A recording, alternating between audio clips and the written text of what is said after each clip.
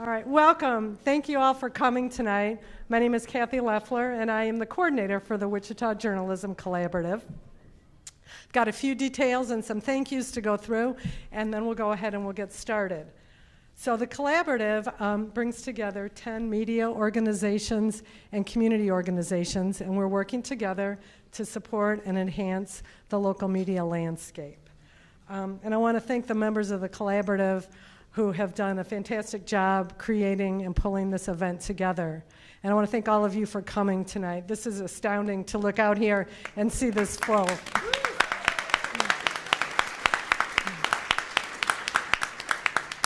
And I want to thank all the candidates for being here tonight to share their time and talk about the issues that are so important to District 1.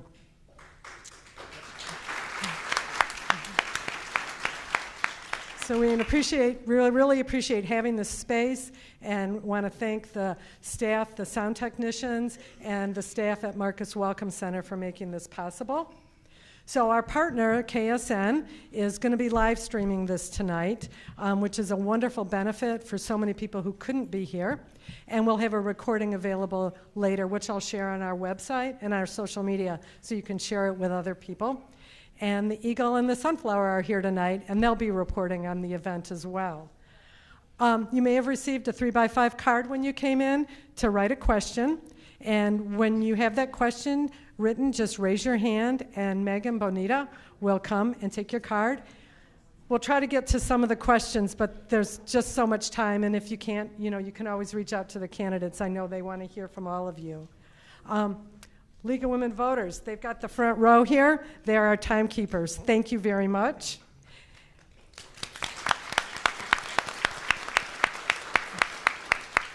And our moderators are Carla Eccles from KMUW and Stefania Lugli. Stefania Lugli from the Journal. And I want to thank you. You put in a lot of work working with the team to create this. Thank you.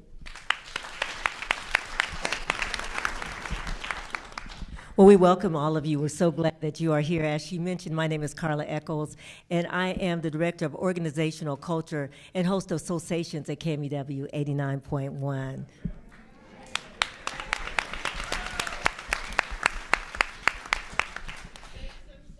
And I'm Stefania Lugli, and I'm the staff reporter for the Journal at the Kansas Leadership Center, and I'm honored to be sitting next to Carla Eccles tonight, co-moderating. Yes, thrilled to be together. And let's get started. I tell you, we've worked hard, and the questions are fantastic, so can't wait to ask these questions as we continue now. On August the 5th, primary election day in Sedgwick County, District 1 voters will get a chance to cast their vote for one of the 5 people you see before you. The top 2 vote getters will continue on to the general election on November the 4th. We're going to begin with statements from the candidates here in a moment. Each candidate will be given 2 minutes to present their opening statements to the audience. And after that, we are going to go into the question portion of the evening. The way we have it set up, all candidates are going to answer our first and last prepared questions. And then in between, we've selected 2 candidates each to answer each question. This way, we're just able to cover a variety of topics tonight and allow each candidate to kind of really get in depth with it. And if you feel like you'd like to hear from another candidate regarding that question, I know that they would all be really eager to hear from their potential constituents, so please don't hesitate to come up and ask them beforehand. But the candidates are aware of this format, and each one will receive the same number of questions as well. And the questions that we prepared ahead of tonight were both submitted by residents as well as members of the Wichita Journalism Collaborative. And to close tonight's event, candidates will have 1 minute to offer a closing statement. We are looking forward to a productive forum with constructive dialogue and respectful interaction as we focus on the issues. There's a lot to cover in District 1, so we encourage the audience to reach out to the candidates, as you just mentioned, anytime for additional questions, and we want to continue the conversation as we started here. Now, we'll start with the opening statements with Aujanae Bennett. Good evening, everyone. First, I want to thank you all for being here, because that shows me, your presence here shows me that you share the same passion that I do to see District 1 thrive, rise, and grow. My name is Aujanae Bennett, as most of you know, and I'm proud to be a homegrown Wichita girl. I graduated from West High at the age of 16. I'm not going to tell you what year. And I went on to continue my education at Friends University. For the last 30 years, I've been an entrepreneur here in our city. And for the last 16 years, my health, life, and insurance business, it's a brokerage, is 16 years young and going strong. For the last 8 years, I've served as the Northeast Miller Neighborhood Association president, and I currently sit on the Wichita Independent Neighborhood Executive Board. I'm running for District 1. You say, why? My why is, this is my home, the heart of our city. Whether we realize it or not, District 1 is the heart of Wichita, and I call it home. I love this place. And so I want to see it grow. It's rich with culture, talent, and history, yet too often District 1 is left behind and overlooked. But that ends today. That ends now with me. I'm ready to deliver results, and I've already laid the groundwork. I've helped expose the 50-year hidden environmental health crisis in our Northeast community. I'm working alongside and partnering with state level and local and private donors like the Kansas Health Foundation to provide health screenings and soil and vapor testing with Union Pacific. I've played a key role in securing a $499,000 EPA 3-year job training grant. Give everybody a hand for that, because that's going to bring jobs to our community. I've been collaborating with groups like Justice Together, and Habitat for Humanity has come into my community. Thank you, Habitat. They have taken 16 homes that were once boarded up, and now they're going to be affordable housing for home ownership. So thank you, Habitat. I appreciate that so, so much. Thank you. And together, we will build a bigger and better District 1. So y'all, thanks for being here. Thank you, Aujanae. So, thank you. I'm Darryl, and I am a self-described public servant, not a politician. But my remarks tonight are going to be dedicated to a public servant by the name of Bill William Polite, Bug by some, and Doc on the Block by others, a real public servant.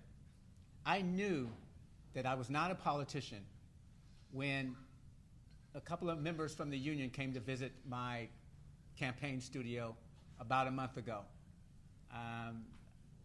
Over a conversation, it appears that what they were doing was exposing or producing a bar of loyalty, and not recognizing the fact that I served as a senator with the university for a couple of years. I served the classified staff in Topeka under the teachers union. So I knew I wasn't a politician when I heard crickets when I called up a friend to ask if I can share with you all today the dynamics that occurred when I served for 2 years the Storytime Village organization. The CEO said that wasn't a good idea for her because I think she is supporting someone on the race, but I knew that I was not a politician. The other day, when I was invited to a forum such as this, but it was given by a group of young people, and that forum started at 1 o'clock. I was there on time. There's a political candidate that showed up about 45 minutes later, and that political candidate, without a word of apology, we were all waiting, 45 minutes. The DJ's waiting, the live band is waiting, the guys making hot dogs is waiting. And And that political candidate came in and interrupted conversations, and again, without saying one word of an apology for everyone waiting, that person went on to ask for votes. I am here tonight Darryl, as we got to wrap up right now and move on. to provide, okay, I'm here tonight Appreciate it. to provide hopeful constituents. And we'll give you an with opportunity to an share a option. little more. Thank you.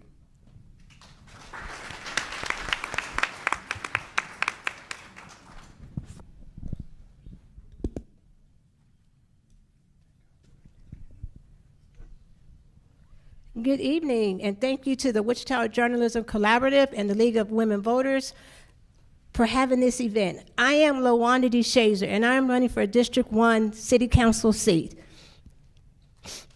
The district I was born in, the district I was raised in, and the district that I still proudly call home.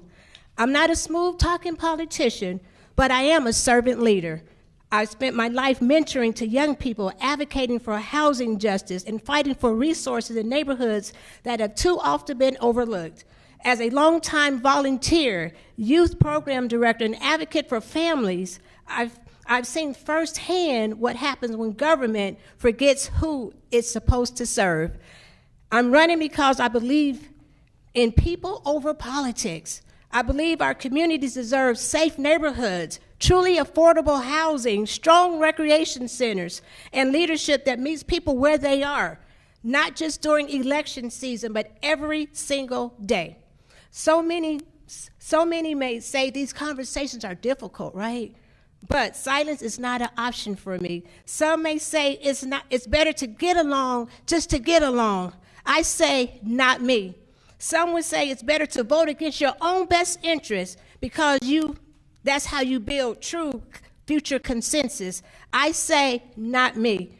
There's an old saying, when they show you who they are, believe them. I will speak up for the voiceless. I will fight for equity, and I will remain accountable to the people who elect me. This isn't about a title. It's about transformation. It's about our children, our elders, and every neighbor who still believes that change is possible when we come together. My name is LaWanda DeShazer, and with your support and your investment, we will deliver for District 1. Thank you, and vote DeShazer on or before August 5th. DeShazer will deliver.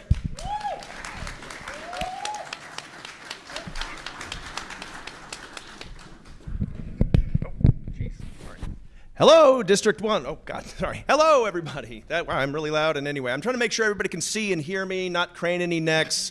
Hello, everybody. I'm Chris Pumpelly. I'm running for District 1 City Council. I'm very grateful to be here tonight. I grew up in College Hill. I graduated from Wichita Catholic Schools, and I went to KU after that. And after that, I did what a lot of people did, a lot of kids and grandkids do. I went to the coasts. I tried Southern California and New York and D.C., and I got my fill of that. And I moved back here in 2015, where it was home. I wanted to be close to my folks, and that's what I did.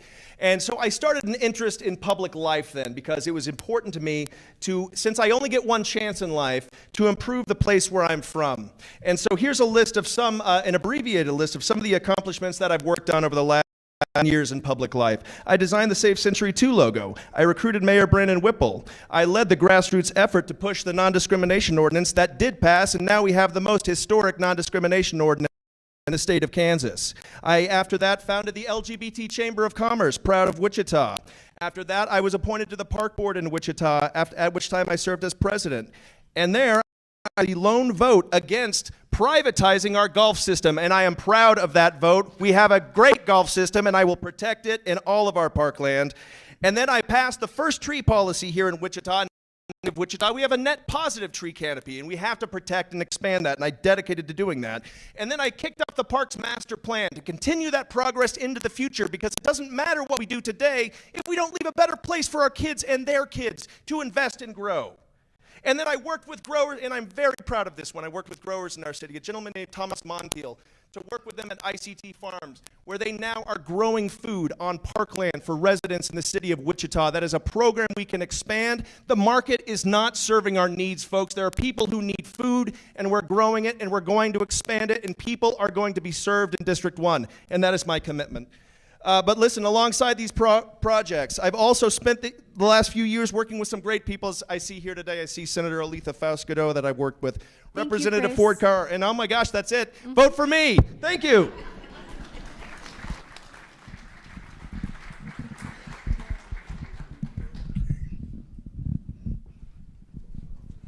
Well, good evening, everybody. My name is Joseph Shepard, and I'm running to serve you as your next representative for Wichita City Council, District 1. Some people arrive here by chance. I was one of them, but I stayed by choice. And when I arrived here nearly 16 years ago, because my father was the pastor at St. Paul African Methodist Episcopal Church, the oldest black church in the city of Wichita on 17th and Piatt, I touched down and I said, let's get to work. As a first-generation college student, I landed right here at Wichita State University.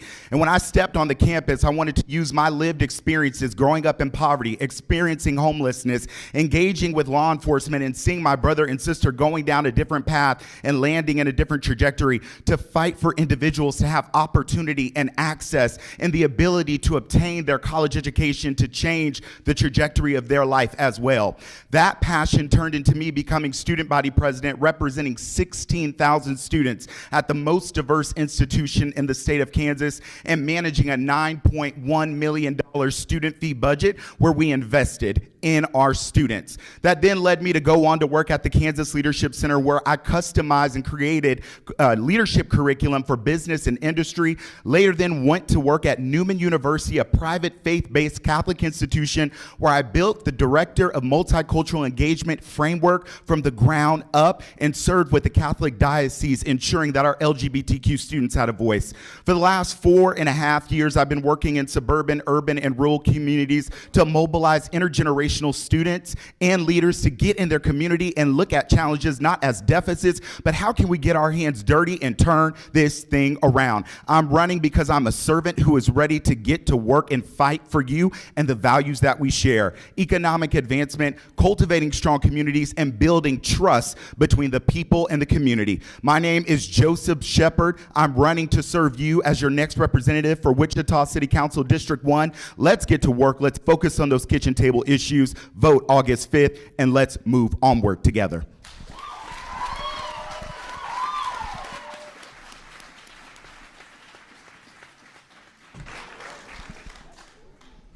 And now to the question portion of the evening. So just to remind candidates, you will have 1 minute each to respond. But this first question, we're going to start with Joseph and just go backwards, and everyone's going to answer this. So at City Council today, members narrowly passed a measure that will allow the city manager to remove language and programming related to diversity, equity, and inclusion. City staff say the move was necessary in order to keep Wichita in compliance with new federal mandates and protect an estimated $100 million in federal grant funding.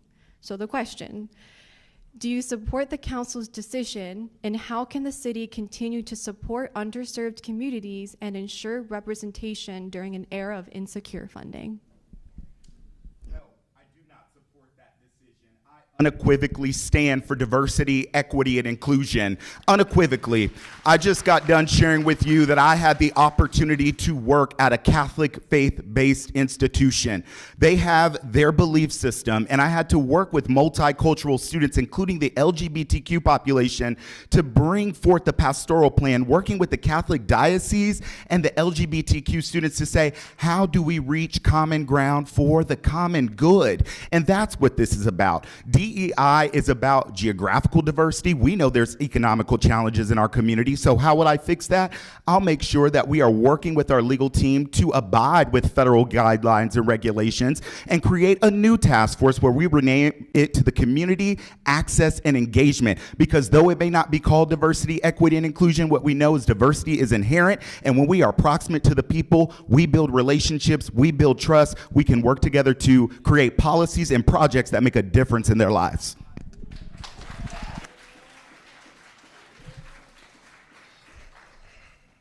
Chris, go ahead. Okay. All right. There is rhetoric, and then there's a record. Okay? When the Civil Rights, Diversity, Inclusion, and Civil Rights Advisory Board was created, it was created under Mayor Brandon Whipple. to help ensure that the situations that we saw in this community never, ever happened again. It has been systematically attacked and undermined by the far right, and let me tell you right now, I will fight them with my last breath. That is my entire life's purpose, is to fight people who marginalize others. That is what I do. But listen, folks, we got to remember, who are the people that helped make this happen? It was Mayor Lily Wu. That is the fact of the matter. And the people who put her there need to be held responsible. They need to be held accountable regardless of the high-minded rhetoric. When they stab people in the back that are working for progress and enable the far right, there needs to be accountability. Go ahead, LaWanda. Thank you. So, no, I do not agree with what happened today. And as a matter of fact, I sat on the original committee under Mayor Whipple to frame the board itself. And so I was there at the very beginning, standing up for the marginalized, standing up for those that are not seen and not heard. And so how do we move forward? I say it's a shame we had to have a board anyway. As a city council rep, we should make sure we're hiring the right people. We're promoting the right people. We can do those things without somebody telling us to do them. And when you elect me on city council, I'm going to fight for everybody. I don't need a policy. And what came down from Washington was it wasn't a new law. It was our president sitting at his desk. That is not a law. So we didn't have to take a stance today. We could have stood up and said, no, not yet, and work internally to make sure things are better. So when I'm in that seat, with your help, I'm going to make sure we do the right thing anyway. LaWanda DeShazer.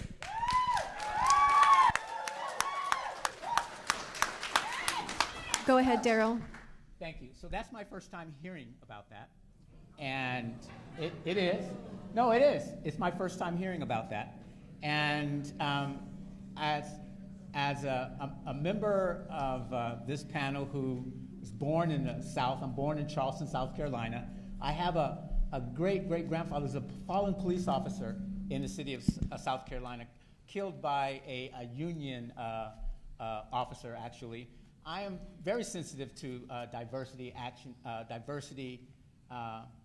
DCI, diversity, help me out. Equity and inclusion. As a black man who lives in one of the most diverse communities in the city of Wichita, which is Fairmount neighborhood, I am grateful for the diversity in our community. And as a member of the Federal Emergency Management Agency, FEMA, we have a great diversity of people that help the survivors of disasters. And so there are so many reasons to bring different people together, and it's wrong-headed to not do it. Head Aujanae. I'm not much taller, but I'll stand up anyway. No, I absolutely do not agree with what our mayor did today. We are all entitled to life, liberty, and the pursuit of happiness. That's what our Constitution is founded on. But unfortunately, in the history of America, that's never been the case. That's why DEI was first created. So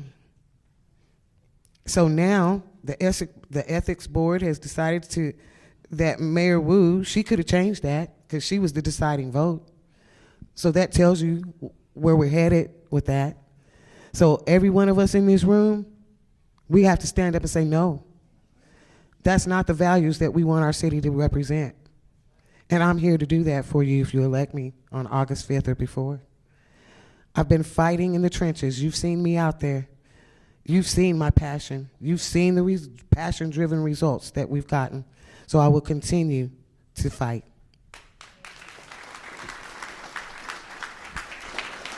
As we continue with our questions, diving into housing, a major topic in Wichita, and the current topic for the Wichita Journalism Collaborative. So let's begin with two people, LaWanda DeShazer first, followed by Joseph Shepard.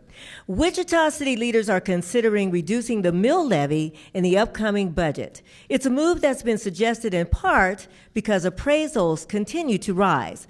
Among the groups significantly impacted by these rising appraisals are seniors who are in danger of being priced out of their homes. Seniors make up the demographic with the fastest growing rate of homelessness in Wichita. Given these market conditions, how will you help seniors stay housed? And we begin with you, LaWanda. Okay, so when it comes to the city council and the budget, we've heard so many mixed stories, and so that was the first thing that I would like to address. When I'm on city council, I'm going to make sure we get the right information. We heard the sky was falling, then we heard maybe it's not falling. So we need to make sure we have the correct information to begin with. And then as we talk about the mill levy, if you understand the budget process, the mill levy dictates what it takes to serve our city, right? So if we need X amount of dollars, then it equates to the mill levy. And so until we have the right information, we shouldn't be putting out these narratives. But just say it is true. How do we help our seniors? There's this program that I've been thinking about and I've heard about for people like me, 3 bedrooms, 2.5 baths. Maybe I'm overhoused. Maybe a young person needs my house. How about you buy my house? Maybe I move in your house. I don't pay any more in mortgage. My mortgage is still paid for. My property taxes don't go up. Everybody's happy. That's just one plan that I have. Thank you.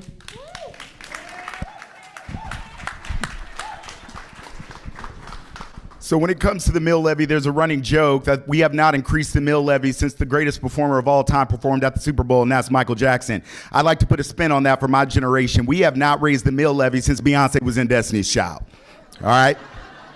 And so here's what we need to do specifically as it pertains to seniors with housing, because that was the question. We need to support the Homestead Act that not only supports our seniors, it supports our veterans, and it supports those with disabilities to ensure that they are in affordable housing. But let's take it a step further. Since the decision has been made at the City Council today to do that, let's look at a sales tax and give you, the public, an opportunity to weigh in on if you want that sales tax. But wait, let's go further. Let's give you, the public, an opportunity to engage that if you pass that sales tax, that you, the public, have a voice in where those dollars go. This is your community, and when we open the doors to City Hall, it's not my seat, it's our seat, and we are going to kick open doors together.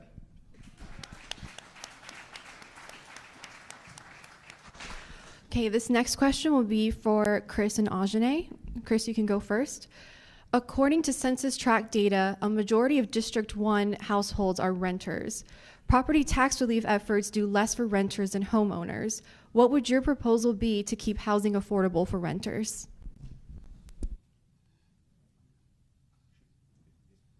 Hello? Does it work? Yes? Is it off? Okay, sorry. It was feedbacking before. Okay, so question was about housing costs specifically for renters. I wanted to point something else out. The most regressive kind of taxation is sales tax. I just want to point out, if you don't want to hurt poor people in the end of the economic scale, putting a sales tax first is a wacky idea. So no, that's not going to be the first way that we're going to fill our budget. So let me just say that. Secondly, if we're going to be talking about how we are going to housing, it has to be all of the above. We have so many rules in this community, so much history, that we have stopped ourselves from building the kind of housing that we need. And that's talking about not just single family, but of course high density in our urban core. We've got to work with our developers, with our realtors, with the investors to say our intention is to build the best kind of real estate that we can that serves our people, and that means the lowest cost possible. We got to bend the cost curve by working with folks to encourage investment that's transparent, that everybody can see. No more backroom deals, no more dollar an acre land. Come on, we're not going to do that anymore. We got to have a transparency. And I was just speaking with a gentleman right here at Kerry James down at 13th, down right by the Canal Route. We're going to work with him on affordable housing, and that's how we're going to get it done.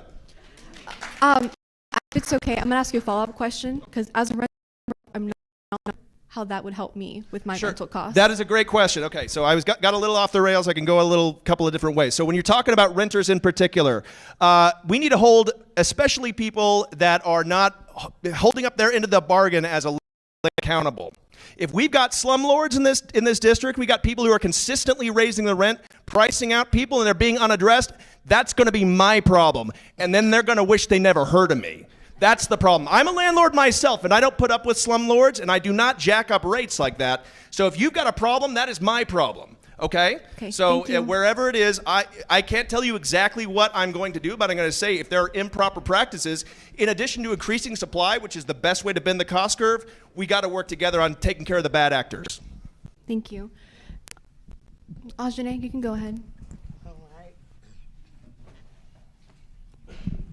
Well, first, in retrospect to the budget, the first thing I think we need to do is review the incentives that we give these developers when they come here to build stuff. We don't want no more Kenmar. Anybody want some more of that? We don't want no more of the ice rink. We want some more of that? So we need to look at what we are really doing when we give these incentives to these developers. I, myself, don't believe we need to raise another sales tax. We're paying enough taxes already. We need to redirect the taxes that we already have so that they're doing what we need them to do. I would also say we need to work with local developers, contractors, and realtors to build these properties. They have more invested, they live here. And we need to create city ordinances that protect our tenants. Protect our tenants.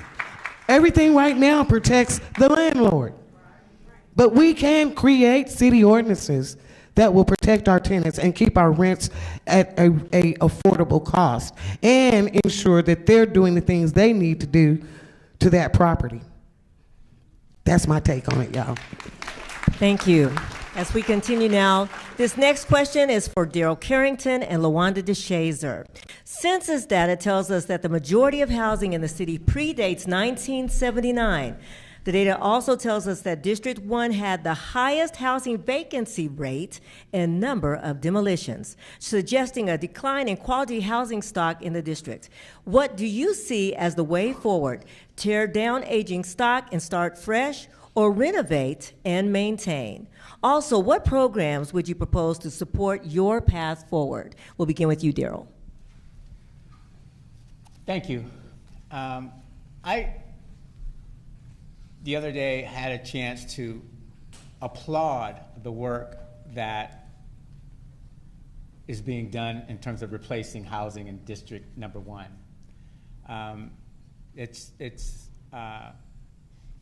I live in a house that's built in the 1940s. Of course, I live in a historic neighborhood, and some of those houses are dear to me, and some of them are in decline. I would want to say regarding the housing shortage, there's a way that smaller contractors can build homes and receive some of the tax credit that the larger contractors receive, and then that will enable more houses to be built and cheaper. Thank you. LaWanda?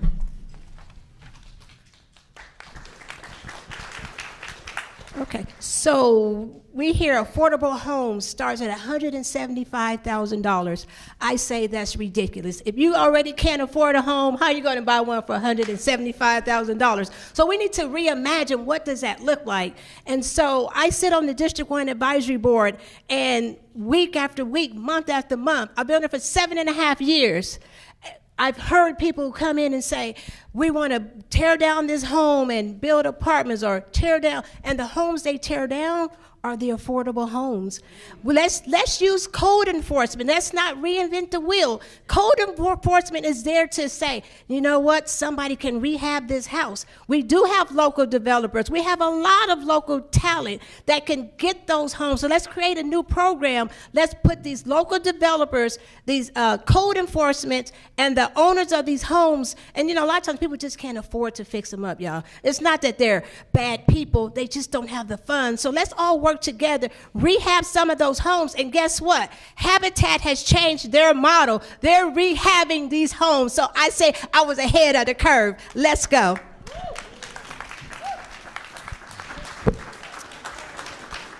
Thank you. This next question will be for Darryl and Chris. And Darryl, will go with you first. How do you feel about the current relationship between Wichita State and District 1, and how would you build on that relationship? Thank you for the question. And I recognize that it was an act of faith that property owners 60 years ago, when they decided to enrich the endowment at Wichita State University, that act of faith is not being realized at the moment. I want to tell you that working with Dr. Bardot and watching what he did in the first 4 years of his experience here, there's a community component to what he was doing, and I want to be one of those who ushers in that community component regarding the margins of excellence that the university promised those who voted to bring the university into the state system. That margin of excellence is waning, but there's no one person at fault. We just need to bring people together. Thank you. Go ahead, Chris. There's a lot of ways to answer that question about how Wichita State will relate to District 1. I think one thing that immediately came to mind when you asked that question is I thought about the 17th Street plan. Anybody remember that? They've been laying out like they're going to be redeveloping. The thing that concerns me is when you follow the money, when who's behind all of it? And I realize I'm speaking in the Clark room, but listen, when we're following the money here, we got to understand who is behind all of this. Who is really going to benefit from doing all of this development? Is it really in the name of the neighborhood? Are we prioritizing the neighborhood? No. Are we prioritizing the people? No. Are we just going to let it happen then? No. I'm not. I ain't going to let it happen that way, folks. And you better not. No matter what happens, this is not going to move forward, just going to steamroll like we have in the past. Like they just decide in some back room that this is just how they're going to do it. And they're going to show up and say, hey, guys, we decided this is how we're going to do it. Aren't you happy? Yeah, next we're going to tear down Century 2. Aren't you happy? No, no, no. This next question is for Joseph Shepard and Aujanae Bennett. The city has looked at how they might repair past practices that have harmed people of color. One proposal is reparations. That effort has had challenges getting to an actionable state. Do you think that this effort is the best way to address past discriminations experienced by Wichitans? What role would you take on to level the playing field for all residents? We'll start with you, Joseph. Absolutely. So language is a funny thing, and while a lot of people want to focus on me, I want to focus on you. And regardless of how you feel about this situation, reparations is a way to right a wrong. And what we do know is that redlining existed here in our black community. What we do know is that we built in a highway and urban renewal wiped out our black businesses, our black doctors, and the economic prosperity in our communities. What we do know is that perhaps maybe the folks who are at the bench right now are not responsible for that when you do the math on how old they are and when that occurred. But what we also know, it is our duty ethically and morally to right a wrong. And when you lay a map over where the redlining occurred over today, that's where the most health disparities exist. That's where the economic disparities exist. So we need reparations in the form of affordable housing. We need reparations in the form of making sure that we're taking care of maternal health. We need reparations in the form of making sure that we are creating educational pathways to success for our black and brown children in this district. And we need reparations in the form of a leader who is going to sit down and work with folks who may not look like him, walk like him, and talk like him to make sure we get it done. Thank you. Aujanae. And he's right. That's why I do what I do. That's why I do what I do. Y'all see me do it. And you're going to continue to see me do it if you elect me.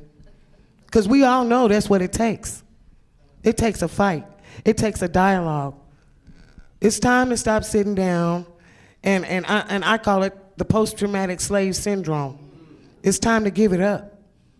It's time. We've been taught don't fight back as black and brown people. But I'm speaking to the FBAs, Foundational Black Americans. I'm talking to y'all. We built this country on blood, sweat, and tears. And the brown, y'all helped us do it on blood, sweat, and tears. Still doing it. So it's time for us to stand up and say, enough is enough. And I'm the one to stand there. As long as you're standing behind me, we'll get it done.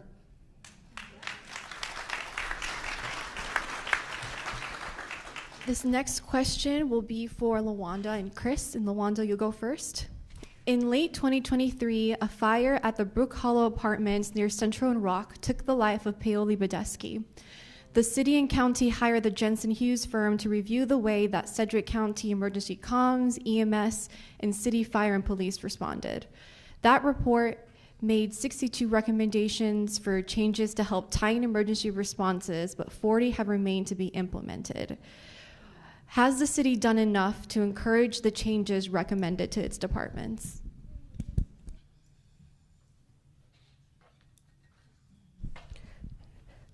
I worked for Sedgwick County Fire District for 20 years.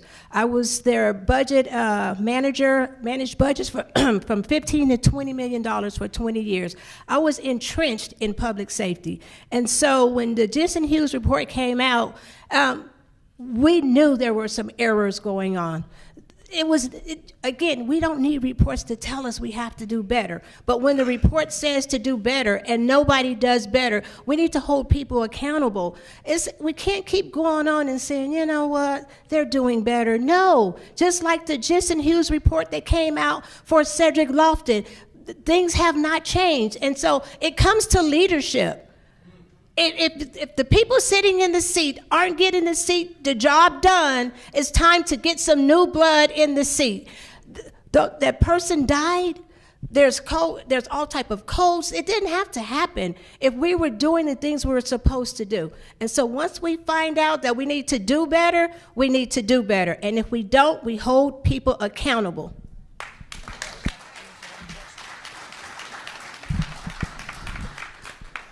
I appreciate the opportunity to talk about public safety because when I speak going door to door, it's something that undergirds everything. Everything that we are as a community has to be built on trust in our community with public safety. And that is why this community spent millions of dollars on these studies to tell us what we need to do to improve the relationship with our Wichita Police Department and with the Wichita Fire Department. We know from our studies, for example, that we are down a fire station. We know, for example, that our response times are unacceptably too high. It is outrageous that these recommendations are not completed, and that's why I've made it part of my platform. They will be finished within the first year of when I am elected, period. This next question is for Aujanae Bennett and Darryl Carrington. There is still a lack of access to fresh produce. The city's Healthy Corner Store initiatives have begun, and we have seen Dollar General begin adding fresh produce to a couple of stores, but it's just making a dent in a food desert during a time of rising grocery costs. Do you think these efforts go far enough? How do you think the city's role should continue in developing healthy food access in the neighborhood? Aujanae, you first, please. Well, I'm glad that the DG market finally showed up in our community. It's been in other communities for all the time. Those are the things I'm talking about. We have grocery stores everywhere else. District 1 is the only place I know that you have to drive at least 2 miles to get a fresh tomato. Now, I can get a weapon, but I can't get a fresh tomato. Something's wrong with that. The city went in agreement when Dillon's was here that any Dillon store, they can no longer put a grocery store there. Don't be making agreements like that. We won't do that when I'm there.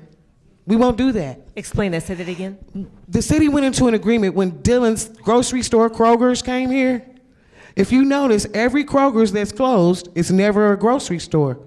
It'll become something else or they'll tear it down. That's what I'm talking about.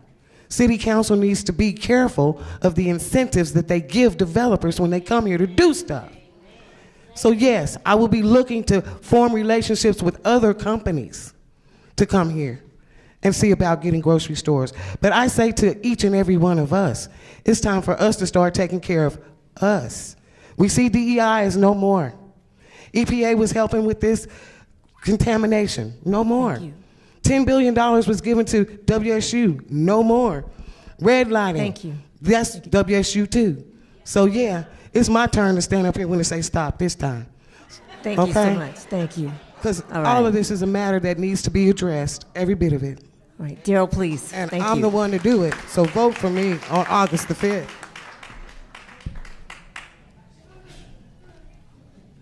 Thank you for the question. And Cassandra and I can educate ourselves in our neighborhood. Darryl, can you use the mic, please? Use the mic. Cassandra and I could educate ourselves in our neighborhood. We could volunteer in our neighborhood. We could mentor. We could worship. We can't nutrient. There's no nutriment. We grow community gardens, but there are no nutriment. We have to recognize that an absent grocery store, I mean, we do more than shop in grocery stores. That's when we commune. That's when neighbors come together. That's when we talk it out. That's when we pray for each other. And so we need a grocery store not only for nutriment, but to come together as a community. And Wichita State is part of our community.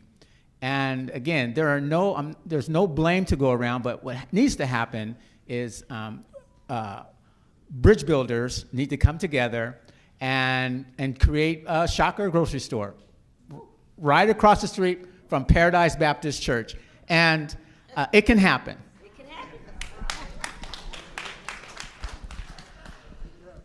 Okay, this next question will be for LaWanda and Joseph. And LaWanda, you can go first.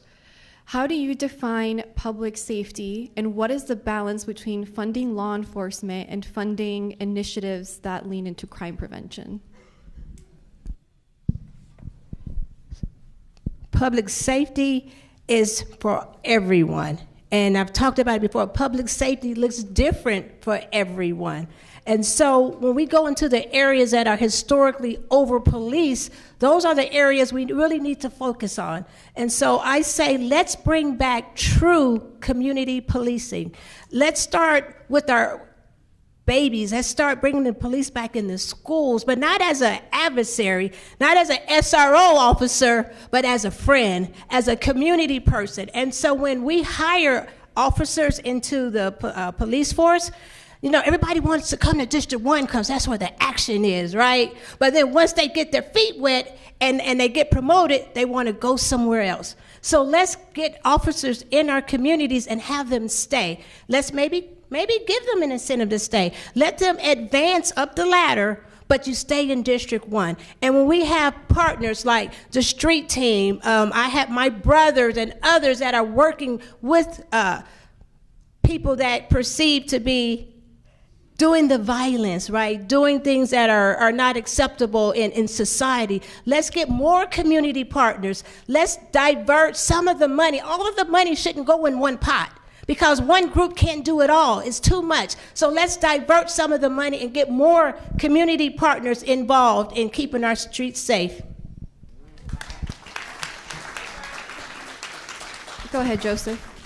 We have to continue to both educate and redefine what we mean when we talk about public safety. We talk about law enforcement, and that is one aspect of public safety, but EMS is another aspect of public safety. The fire department is another aspect of public safety. And yes, community intervention, like Cure Violence, is an aspect of public safety. When we talk about community policing, I love that we talk about what our elders did. We stand on the backs of our elders. They got us through some tough times so that someone like me could be standing here today, but the needs of our generation today are different. And so we have to send people into communities to get proximate who have been where they have been, who have seen what they have seen, to talk to them and embrace them and show them a different path. Also, when we talk about public safety, yes, we need to fight for raises for fire. We need to give them the funding that they deserve. But we also, lights going out. I hope you can still see me. If not, we're going to keep going.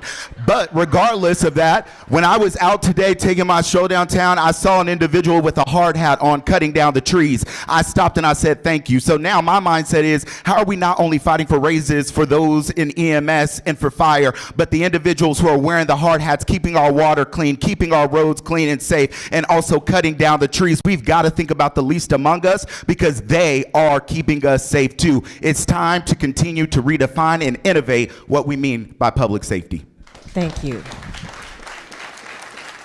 This next question's for Darryl Carrington and Chris Pumpelly. Wichita is in the process of a major undertaking called The Hub, a multi-model center near Equity Bank Park, formerly Riverfront Stadium. It's a multi-million-dollar project that creates an additional parking garage, transit offices, and bus stalls. Do you feel this project helps Wichita's transit system? And what are the gaps you see in our transportation network? Let's start with you, Darryl. Thank you. Thank you. In terms of the gaps regarding our transportation network, the gap that is most noticeable for me, and I do a lot of walking and riding of my bike, the gap is the evening or nighttime schedules. If I worked a second shift in this city, there's no way that I can get to work if I needed a bus. So that is crucial for a lot of people who work different shifts or maybe have more than one job. And in the case where, and I think it's a wrong description because there's no such thing as a desert in this, where we are here, but for those who have to take the bus in District 1 or in my neighborhood to go to the grocery store, the buses may need to run more often. So those are two areas, more busing during the day so people can get to the grocery store, and then at night so people can get to work. Thank you. Can you repeat the question? So the question is, what would you... Yes, in regard to what are the gaps you see in our transportation network, and do you feel this project that I mentioned, the Hub project, do you feel this project helps Wichita's transit system? And again, what are the gaps you see in our transportation network? The gaps in our transportation network. Well, I would say that we have a pretty gappy transportation network here in Wichita. I mean, listen, I've got people in my immediate family, multiple people in my immediate family who, not by choice, cannot drive. And if they can't get somewhere, they're out of luck. And they have to lean on a friend. I know somebody who was in a really bad relationship because she needed to get to a job at Town West. May Town West rest in peace. But that is what I call it the implicit car ownership tax. We have an implicit car ownership tax, I would say about $4,000 a year on tags, gas, maintenance, roads, all of that, because we choose as a city not to invest in transit as the economic development driver that it is. We need to have shift transit. We need to have our workers get to work and to school and downtown. This is not hard, people. This is what cities do. Yes, we need to improve our transit system. Yes, yes, yes.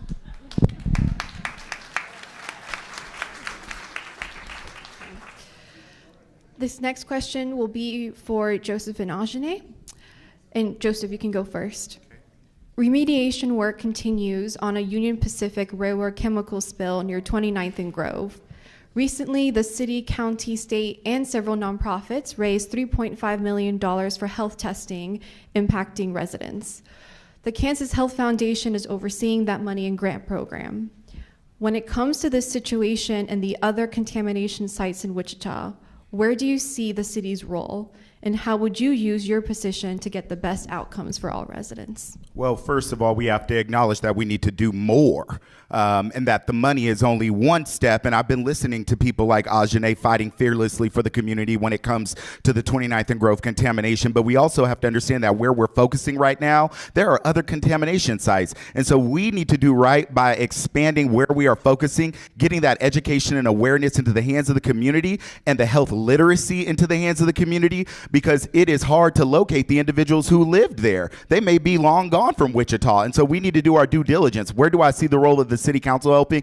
We have this thing called the legislative agenda at the city level. We need to be working with our state representatives and our state senators to collectively come together and push back and say, it is time to right this wrong. There are folks who may have cancer. The health disparities are real. And unless we come together with our collective power and pull in our congressional leadership to get more funding, to get more testing, and to fund the trusted agencies to do that testing, because that's a part of it too, then we're going to continue to fail this community. And I think it starts by education, awareness, and listening to the community, the ones who are experiencing this problem, and bringing them into the table so that they can have a voice in the process and engage. Go ahead, Aujanae. Repeat that question so I can give you a direct answer. Sure. So when it comes to 29th and Grove and other contamination sites in Wichita, what do you see as the role of the city, and how would you use your position to get the best outcomes for residents? Well, as you know, I'm already fighting that fight. I currently sit on an advisory board that is trying to determine who is going to receive those funds to be dispersed to the community for the benefit of the community. I'm not totally happy about it.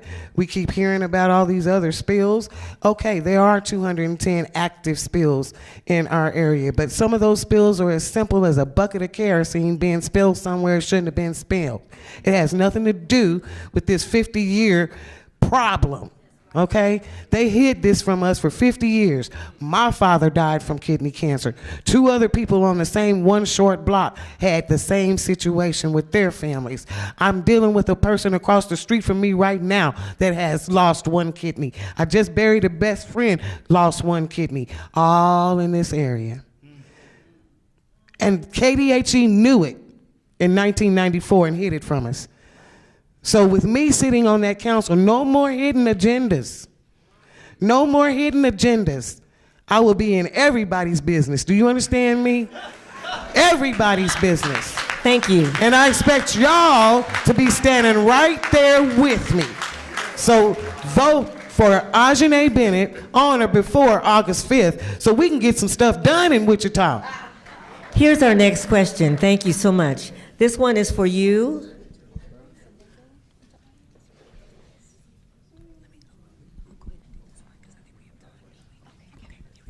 This is for LaWanda and Joseph. What impedes Wichita from growing and attracting good jobs like Tulsa or Omaha?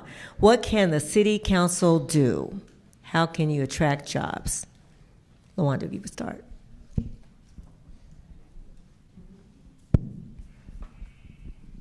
For so long, we're in the shape that we're in because Wichita wanted to be this small little big town. We did this to ourselves. And so we need to, again, get outside of the box. We need to bring in more industry. We need to bring in more attractions. We need to make Wichita a place that people really want to come to. We expend about $550,000 a year for the Greater Wichita Partnership, and they are charged with bringing in these new entities.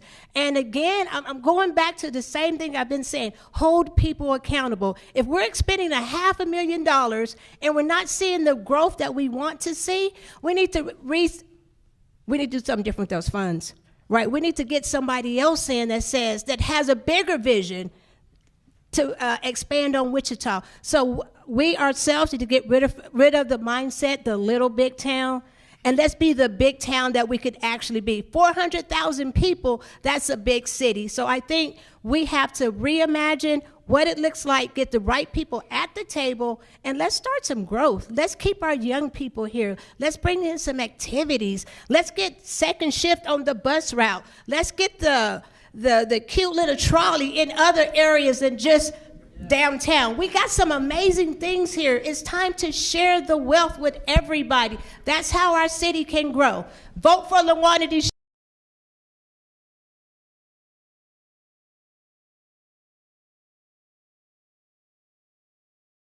For so long, we've been adverse to where if they have a second or a third shift, they can contract with the city of Wichita to run those shifts at second and third shift to not only help their employees, but help other individuals who need that second and third shift route. We can protect public art and public design if we want to invest in our city and attract more business and industry. We can continue to keep our neighborhoods safe, and we can continue to make sure that we are working with USD 259 to get them not today ready, but future ready, focusing on not only the jobs of today, but the jobs of the future with technology, with cybersecurity, and with engineering. That is how we can showcase that Wichita is the place to be. And we're not only here for those who grew here, we're here for folks who flew here.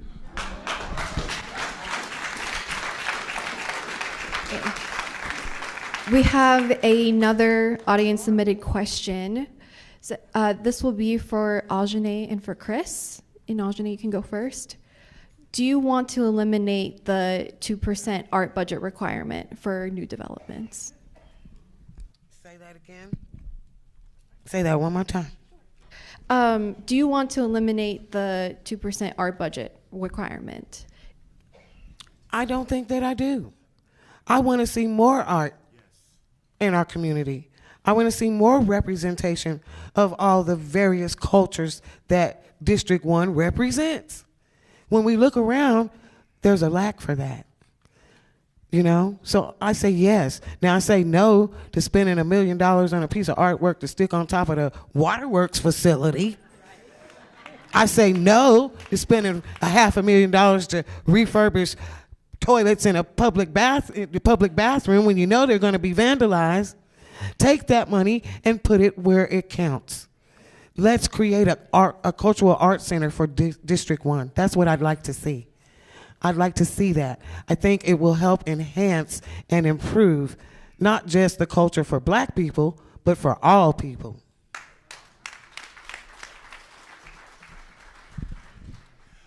I wanted to just really briefly touch on a couple of things. What happened in Oklahoma when they did include a sales tax, let me just be completely clear, it was not done willy-nilly to fulfill the wishes of the far right who wanted to give a tax break to their donors. So number one, that's why I scoff at a sales tax. Number two, if we're going to be talking about what it looks like to have public art here in Wichita, we got to understand that art is critical infrastructure. It is not negotiable. Okay? Listen, and that doesn't mean you have to love every piece of art, okay? But when you decide that you're not going to invest in art, you've decided to become a lesser city, okay? Now we've got Dalton Glasscock and his little doge out there going around cutting all the things that make this city great, including art. And I say absolutely no, Dalton. That little nonsense, your little doge, is going to stop. We're done with your little doge. Yeah, and we're going to invest in art when I'm on the city council. Dalton, we're done with this nonsense. We're done with doge. Thank you. Here's another audience question, and this one's for you, Darryl and LaWanda, if you both would answer this one. What are things the city of Wichita can do to make childcare more affordable, accessible, high quality, and safe? And we'll begin with you, Darryl.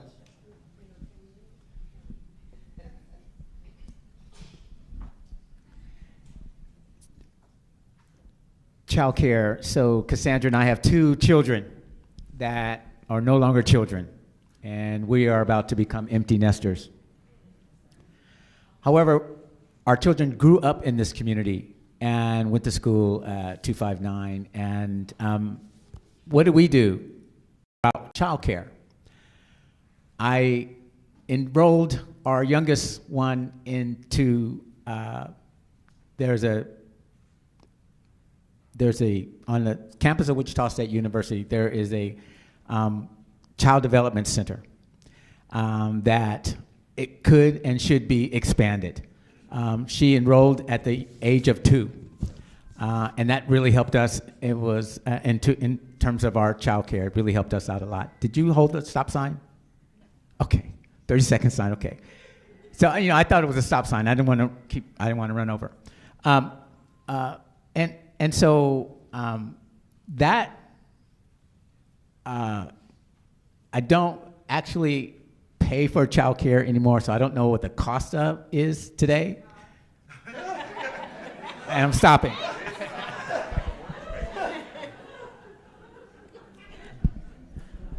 Arm and a leg, huh, parents? An arm and a leg. $200 to $250 a week. That's what people are looking at for childcare. My daughter has a 2.5-year-old, and childcare is kicking her behind. What can we do about childcare? United Way has started some initiatives, and we need to look at how do we subsidize these childcare centers. And I'm not saying just give them some free money. Let's put some attachments to it. Let's make these early childhood education centers. And so we'll give you a subsidy if you help teach ABCs, you help teach 1, 2, 3s, Boeings and the Spirits and these, even WSU, these places that have the space. Let's let some of these child cares come into these spaces. It enhances the facilities, that the businesses are already thriving. If your employees can drop off their kids down the hall and go to work, winning. If your employees can take their child across the street somewhere, winning. And also, again, we're not just going to give away free money. We're going to put some strings to it. Again, it helps everybody. Child care centers, early education centers, subsidized by the people, because other than that, we got a whole workforce that actually cannot go to work. Vote for LaWanda DeShazer, August 5th. Let's get some child care out there. Affordable child care.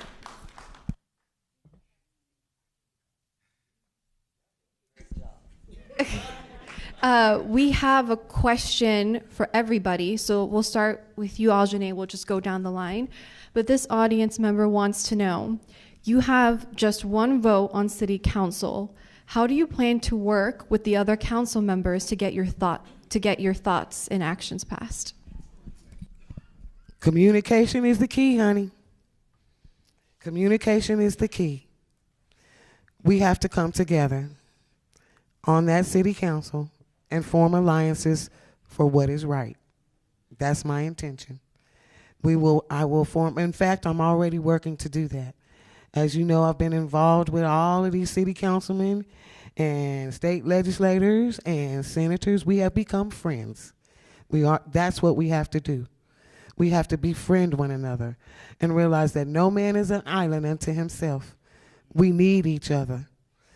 And so we will collaborate together for the greater good of this city, every district, not just District 1, but every district, because one district reflects every district. If you have one raggedy district, that's the one they'll remember when they come visit our city. They won't remember all the wonderful things we have. They'll remember that one ugly thing. Yep. So we need to, WSU took all the money. When they redlined us and all that money that was supposed to be used for the community, it's over here. So we need to come together as a community, sit down, chop it up, and figure out what we're going to.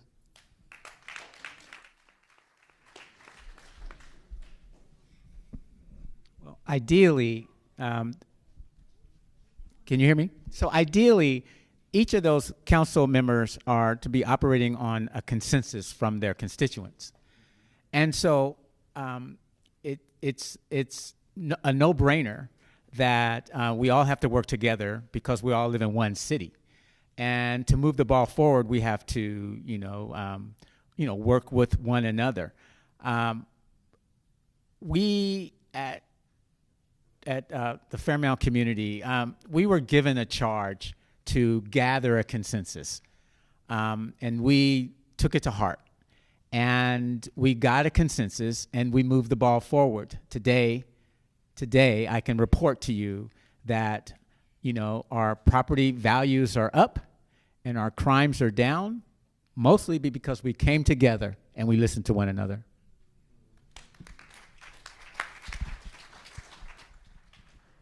Okay, that question is very important to me. We have to build consensus, yes. I work for the Wichita Collective Impact. I brought 65 nonprofits together.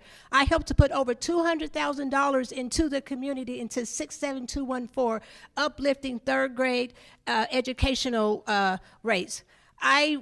During the COVID, I helped to put over 1 million pounds of food into all of Wichita. I brought in, I don't even remember the number of partners that I brought in. I did that. I know how to work with other people. I know how to build consensus. On my card is a bridge. I'm a bridge builder. But make no mistake about this. I will not sell my soul for my one vote. I have no fear being that lone vote if it's the right vote for the people. I will not sell my soul. It's not worth it to the people that send me into office. So I'm going to continue to be that bridge builder. But what I said earlier, when they show you who they are, you believe them.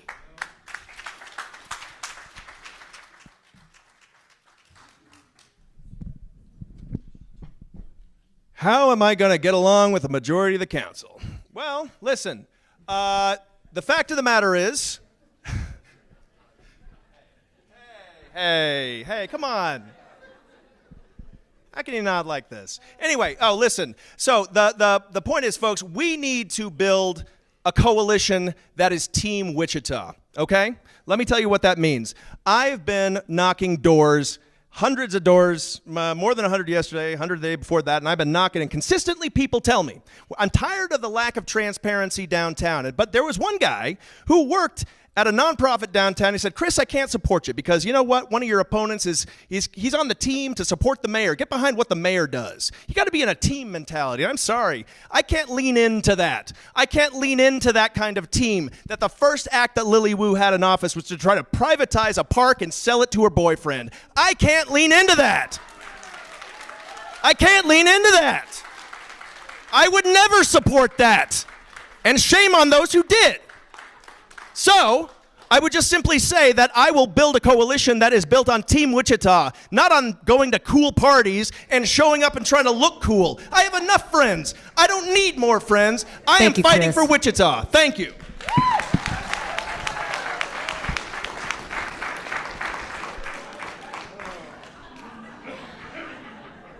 Well, so, on a serious note, we've talked about redlining. We've talked about economic disparities. We've talked about the hardships and the lack of proximity folks have to our communities that result in policies and projects that harm us. Let us remember that as a black man standing here, a black LGBTQ man, proud and firm in who I am, I also know the history that there are folks who will perpetuate systems of harm, even if it means lying and extending the truth to get what they want, to support who they want in office. How will I work with folks? This is how. You got to build relationships and trust. And in order to build trust, you have to get proximate to people. And while others have suggested my relationship with Dalton Glasscock and Lily Wu define who I am, I'm here to tell you that my mother gave me a name at birth. And that name is Joseph William Shepard. And it requires the full use of tongue. I stand for diversity, equity, inclusion. I stand for the public arts. I stand for the parks. I stand for standing up and fighting for my neighbors, and my ability to work across the aisle and get proximate with folks different than me, as I've done all my career, does not mean that I don't stand for my community and I'm not going in City Hall to fight for you. Because when I show up on day one, I'm going to set the record straight. My name is Joseph William Shepard. And all these other folks don't define what I believe and who I am. Use your brain and vote Joseph Shepard on August 5th.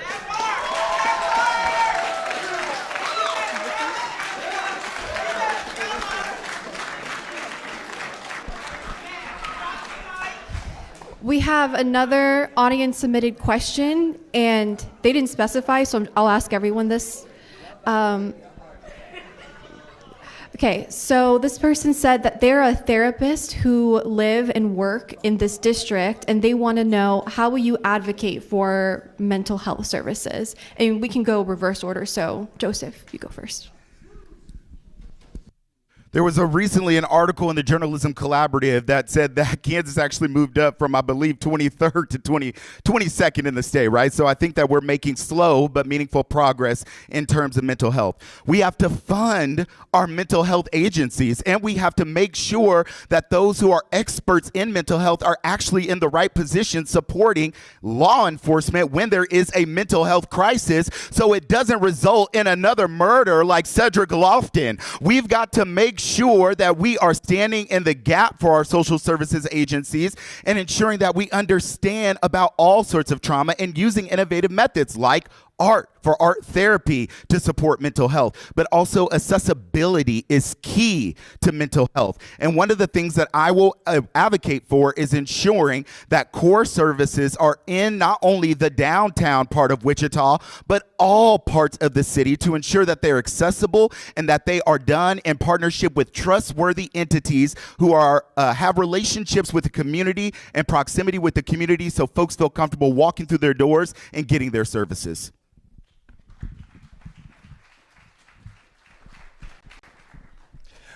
I just want to speak really briefly on the last point that I got to say that it's not rumor or suspicion that Joseph Shepard was supporting Lily Wu and stabbed Brandon Whipple in the back and turned our progress backwards. He did it intentionally. He tried to lie about it. He tried to cover it up. He made it happen. Hey, please just focus on the question. But the point is, listen, it wasn't necessary for him to do it. I agree. But listen. Chris, please just focus on the question.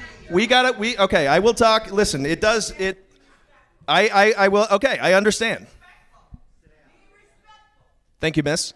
Okay, I would just like to say very briefly, it is incredibly important that we prioritize all kinds of our health, but because we have not expanded Medicaid here in Kansas, because of the blockade of Medicaid, it's incredibly important for us to have the proper mental health treatment we need in Wichita. That right-wing blockade that Dalton Glasscock is supporting, yes, that is their decision to block Medicaid expansion. So if you're upset about mental health in Wichita, you have to understand there's a connection. It is not a casual relationship, it is direct.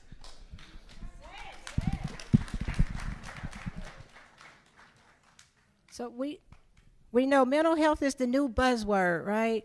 And so we have the ICT-1, I believe that's what it's called, and where we have a ComCare, EMS, and police that are called to the scene. But unfortunately, they run on a shift. We have to expand that program so that we have enough mental health workers out there when we do have tragedies. When a mom or dad calls and says, we have a distress going on, that doesn't really call for the police, but we need mental health. So we have to expand that. And when I left Sedgwick County, one of the things they were looking at was removing some of the barriers of getting new ComCare workers certified. There's so much red tape that a lot of people are going elsewhere. And then they were looking at the salaries that they were paying mental health workers. So if that is really important to our community, we have to increase the wages, increase the hours of operation. It should be a 24-hour operation because you know what? We have crisis all during the day. So an 8-hour shift is not going to work. So let's do those things and we can really focus on getting mental health to the people that need it.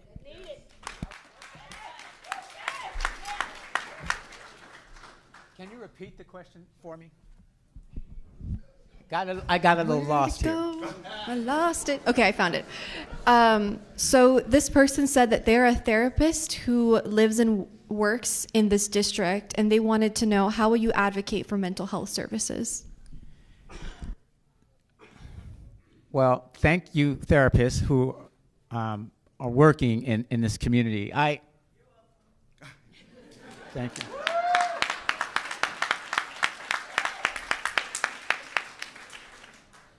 I recently took care of a brother of mine who's a survivor of several strokes, and I give my hat off to people who care for adults. It was very stressful, and as a result of his stroke, it had an effect on his brain, and so we're working at trying to reverse that. So, and the way we're doing it is, we're a healthy family, and I think one way to support you and your efforts is to create healthy communities. Because we are taking care of one another. And when people are feeling isolated or in silos, I think that exacerbates, anxiety and things like that. So healthier communities, I think, would support your effort in terms of health, mental health care in our community. Thank you, Darryl.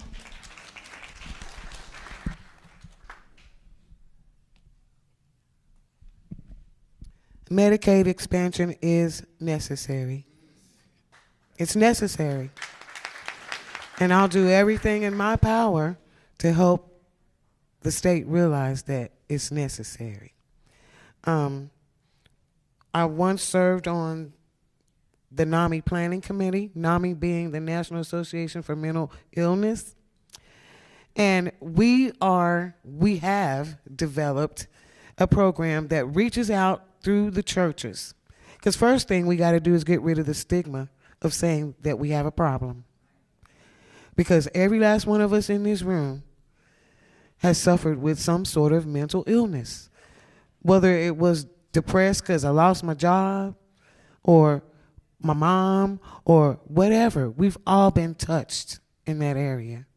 So first of all, we need to be less judgmental as people, and we need to educate ourselves. Go and visit this young woman.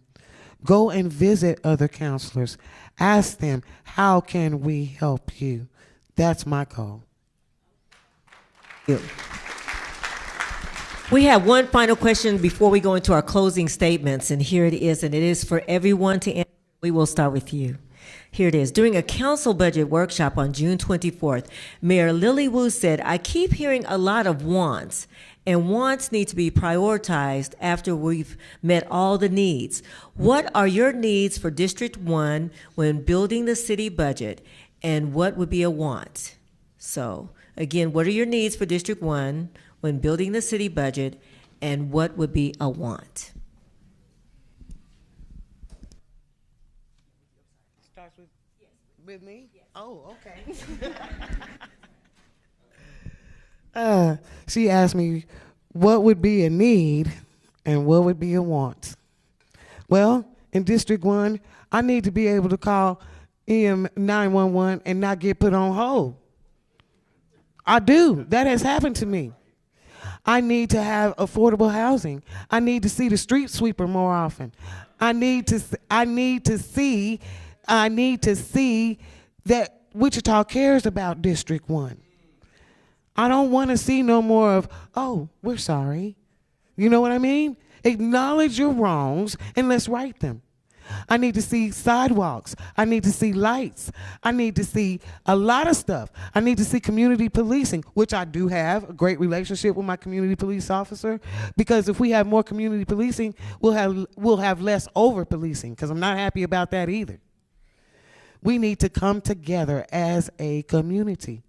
Get to know your neighbor. Do you know your neighbor? Right. Check on your neighbor. Check on your seniors in your community. That's right. If the grass need cutting and you got a mower, grab your grandson and go cut it. Thank you so much. Thank you. I want to see us become neighbors, true neighbors, all across Wichita.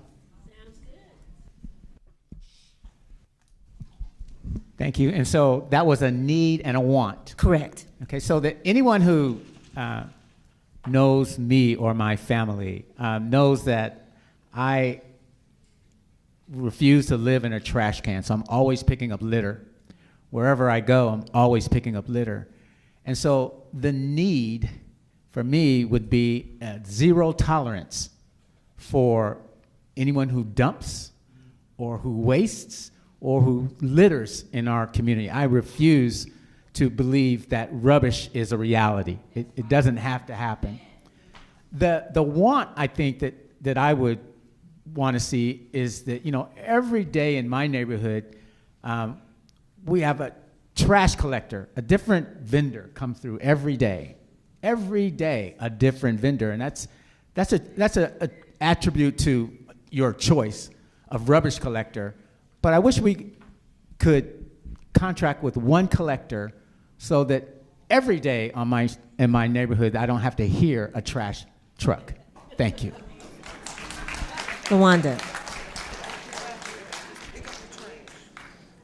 For me, my needs and wants are exactly the same. And we're going to start with economic development. And if we get economic development in the underserved areas, everything else trickles down. We get new businesses in. Maybe we get some grocery stores. We get new businesses in. Maybe we buy some of these homes that are falling apart. We get new businesses in. We get people that really care. We get maybe more new art, more artists, more artwork, but not that $1 million that we wasted. We get more community involved. So it all starts with economics. We know, follow the money. If you don't bring money into District 1, nothing will change. So again, I say let's go back to the Greater Wichita Partnership, that $500,000 that we expend with them. Let's do something positive. Let's maybe put a pause on downtown, and let's do some development in areas that have been overlooked.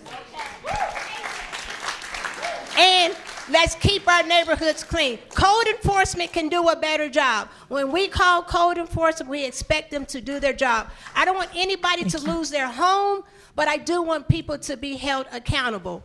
Vote LaWanda DeShazer, August 5th. Thank you. Chris? Okay, wants and needs. We'll go really quick. I think this is pretty clear to delineate. I think as far as needs, we need to address the housing crisis. Housing and Urban Development has told us that we need to build 10,000 homes. We need to get that done. They need to be homes that people can afford, and they need to be a mix of rentals and home ownership to make the American dream remain a reality in Wichita. We need to finish our downtown, stop fighting about it to make it the economic development investment that it needs to be, and finally, we need to get public safety right. But my wants are endless, but I would start with the ones that are most effective. I would say we need to vastly expand our tree canopy, Mike McCorkle. We need to have more than 5 million trees over the next 50 years is my vision. I want to massively expand this thing, cool the temperatures here in Wichita. We need to maintain the parks that we have all over the city. Every park in District 1 needs to be as pristine and beautiful as College Hill. That is my commitment. And finally, we need to have a discussion in the coming years about expanding the council. 6 people cannot possibly be expected to represent the entirety of the views of Wichita. We must have that discussion and make it a professional position. Thank you. Thank you, Chris. Joseph? Absolutely. Wants and needs. So economic advancement, and that means supporting entrepreneurship and small businesses to include minority-owned businesses and ensuring that we are creating an equitable bidding and contract practice so our small and minority business contractors feel that local government and City Hall is open and available for them too. For too long, we have shared the story from too many minority contractors of how they want to do business with the city, and they're struggling to know how, and they're struggling to work through the technical process. In terms of a want and also a need, we need to make sure that we're cultivating strong communities. What does that look like? That means addressing the issue with our unhoused neighbors. The multi-agency center is great. It's not enough. We must do more. We need wraparound services. We also need transitional housing. If we want to impact the unhoused neighbor crisis, then we have to have transitional housing available for them to then move on to other housing. We started already with 75, and I am ready to work with our housing department to work with the public and private sector to build more so we can actually move a needle on this issue. Thank you.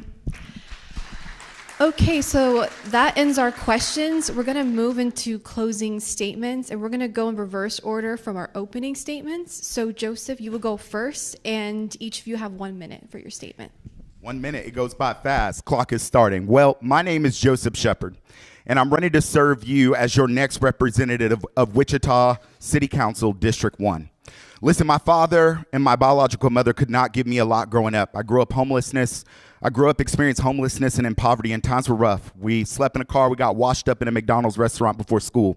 But then I became a first-generation college student, and that changed the trajectory of my life. What am I telling you? I'm telling you I'm a fighter. I'm telling you that I know what it's like to sit in the heat. I've sat in heat, and I'm sitting in some heat right now. But while others are focused on me and what I've done and who I've been connected with, it is time to focus on you. It is time to get to work for you. And I'm willing to do that. And I'm willing to work across the aisle and engage with people who disagree with me on policy and projects, because folks, are tired of the bickering and the political theater, and they're ready to move forward on policies and projects that change the quality of life that you're experiencing. My name is Joseph Shepard. It was a name I was given at birth. I'm asking for your vote on August 5th for Wichita City Council District 1. Thank you.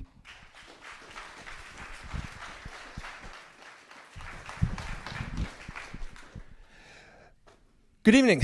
I wanted to say thank you very much to the Wichita Journalism Collaborative. Can we say thank you seriously to them? Seriously. And it really does mean a lot for you to convene this, and thank you all for taking time out of your night. Listen, folks, I'm Chris Pumpelly. I would love to earn your vote, and I think it's clear tonight that I'm pretty transparent. I'm pretty much the same everywhere I go, in the same room, and you can count on that. Even if you don't necessarily disagree, you don't necessarily agree with me all the time. It's a matter of trust. When I leave the room, when you leave the room, am I going to say the same thing as when you were in it? Can you count on that? Can you look me in the face and say, I trust that person? Do I trust them to stand up to their friends when it's hard? Is there evidence of that? You all need to answer that question. I believe that we can become a greater city by building 10,000 homes, getting our downtown finally done right so it's the crown jewel of Wichita, and getting public safety right so we ease that trust deficit and bring response times down. This isn't radical or rocket science. This is the future that we are destined for if we choose it. I'm asking you to vote for Chris Pumpelly for Wichita City Council District 1 to watch Wichita win. Thank you.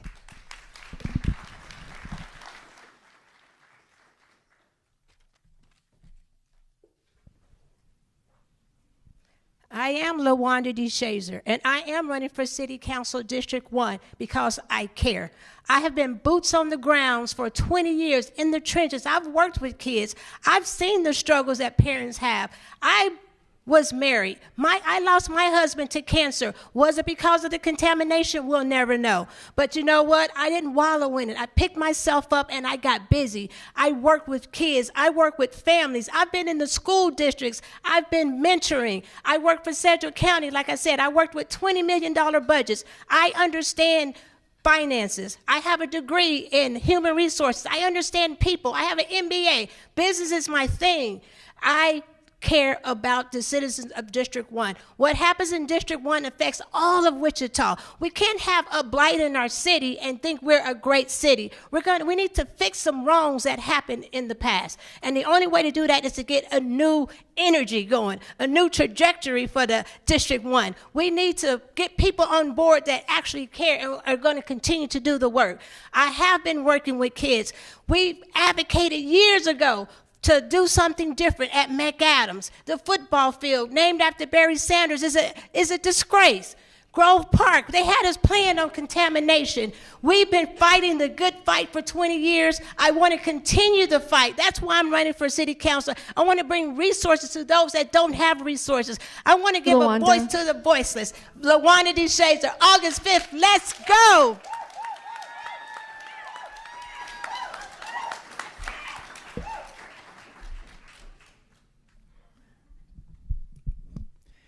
So I started my comments by confessing to you all that I am not a politician, and I think I proved it tonight. However, I am a public servant, and I work to exhaustion. The fact that I'm a product of my environment, which we all are to some degree, my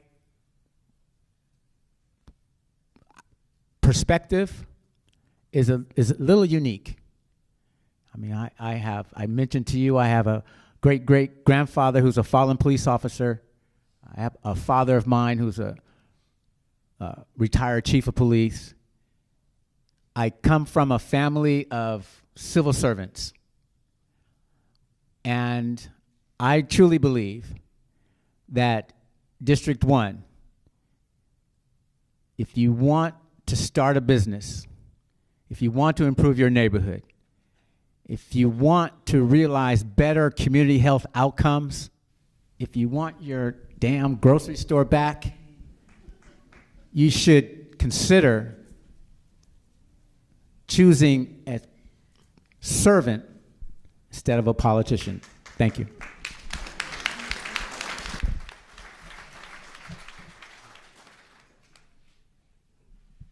Well, I'm not one for walking around in front of the camera, but why not? Why not? My name is Aujanae Bennett, as most of you know. And not only have you heard my desires and my heartfelt passions for District 1 here tonight, but you have seen me fighting in the trenches to get the results, the passion-driven results that we need. And I've produced them. And I'm not going to stop at all. There's no stopping to this thing once you get going. And so I'm here to ask each and every one of you to walk with me. Don't let me go by myself. Walk with me. Take this journey with me. Help me to make District 1, the heart of this city, a better place, a better quality of life for everyone. Not just me, not just you, not just you, not just you. I love you. I do. I love District 1. It's my home. And so this is where my heart is. They say where the heart is, that's home. So this is home for me. So I am asking you right here, right now, tonight, to vote for me, Aujanae Bennett, on August the 5th, or before then. You can do it before then, you know that. I'm glad you brought that up, early voting. So that we can build a better place together. Let's invest in real change together. Visit my website, donate, volunteer, or simply learn more about how we can build a stronger, healthier D1 together. Let's thank all of our candidates tonight. We appreciate that they all are here for sure. Yes, we hope that you feel that you're more informed. And we want to let you know that we're looking for more panels, discussions. Thanks so much for coming. Good night.